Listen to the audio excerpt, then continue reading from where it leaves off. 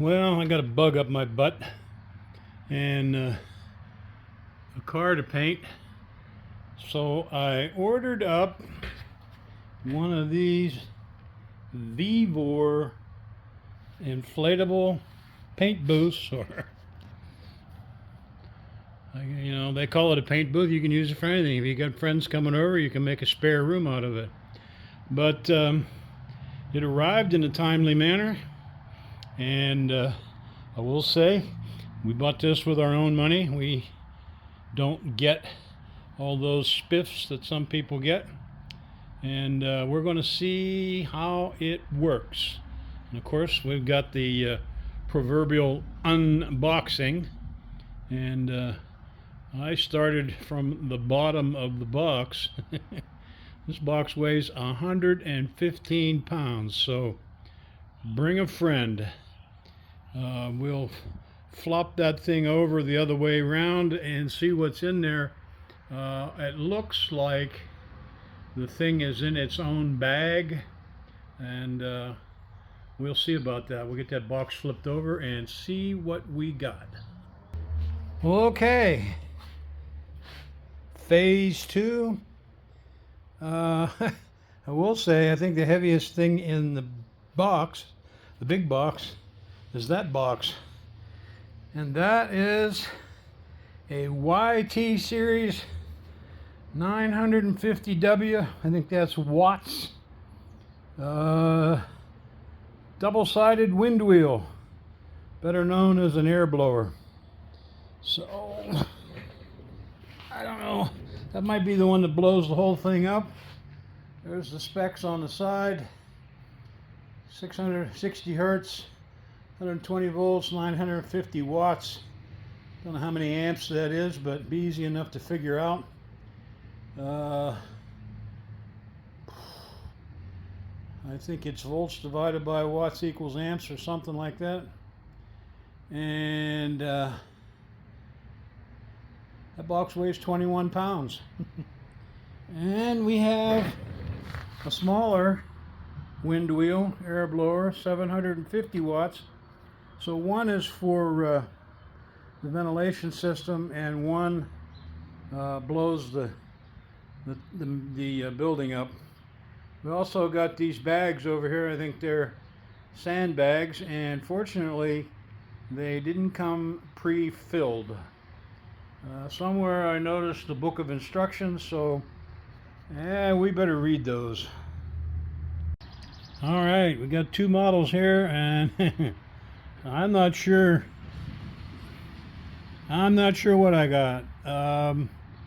All the specs are in meters, and we got a 26 foot by 10 foot by, I don't know what the last measurement is, but anyway, that would be 8 meters by 4.5. So we're somewhere between these two, or we got this one. I don't think it really matters.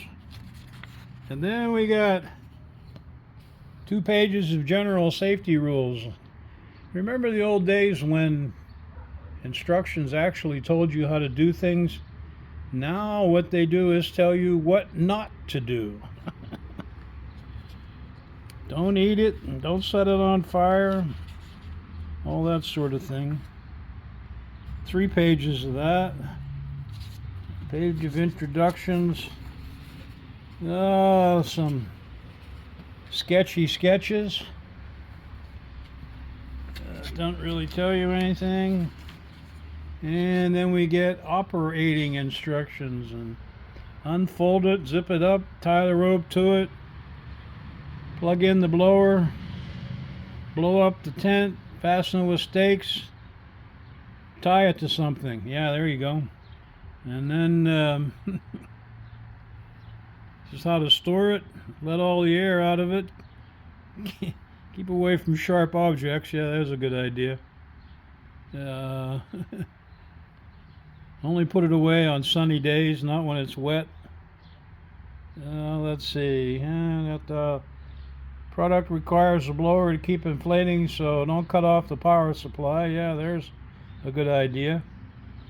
And it should not be used in windy and rainy days. Well, okay. Let's see what else we got. That's about it. Oh. In case of emergency, if you're stuck in there, you can use a knife to cut your way out. There's a good one. Okay. Not a lot going on there. Basically, get it out, lay it out, plug it in, blow it up.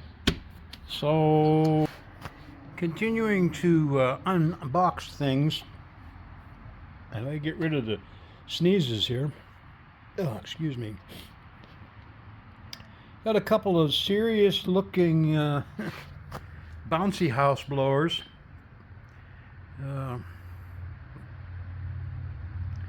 You got some big fans in there, so we'll see how they work. There's one smaller one just for the ventilation, I believe, and the bigger one is to inflate the thing. One of the things that you should be aware of with this system, this VBOR system with the blowers and everything, is the current draw of these blowers. Now, one is 950 watts, the other one is 750 watts. They're 120 volts. Don't know if they actually run on 120 volts, probably closer to 110 or 115, but the amperage is what's important. So the amperage is watts divided by volts. So when you do that math, you kind of figure out that the larger blower there is about 8.5 amps, somewhere around there, and the smaller one is somewhere around 8 amps. So, you know, now you've got two blowers drawing together 15, 16 amps, somewhere thereabouts, and you need to be very careful that if you plug them into the same outlet, most conventional outlets in your house, you know, a lot of them just have 15 amp breakers, so it's conceivable, depending on what else is on that line, on that breaker, that you could kick a breaker while you're trying to work inside your inflatable paint booth. So, you know, it might be advisable to run two separate lines from two separate circuits, so that you're not overloading any one. The other thing to keep in mind is that if you're going to use any kind of extension cord, you really need to use a heavy cord. Don't use a 16 gauge cord. You need, you know, at a minimum a 12-3, and it sure be nice to have a 10-3 extension cord to carry that load. Yeah, what we are going to have to do is we're going to have to put this up in the backyard, because it's too big for the shop. And you know, a building here, I don't know, it's 60 feet long, but it's only 20 or 22 feet wide. So if we put this at the end of the building, we got to have 15 feet of width out there and 26 feet of length, so it's going to overhang the back of the building a little bit. Let's try to put it there to protect it from the wind. We got lots of backyard space, but you know, I don't want to have to chase it around the yard when it gets windy. So we'll lay out an area over there in the end of the building, and I'm going to see if we put some underlayment down first or just put it on the ground. I know I've got some and one of my auction frenzies, I bought a whole pallet of carpet squares. So I got some 3-foot indoor outdoor carpet squares. I might put a grid down and then put this thing on top of that. We'll see.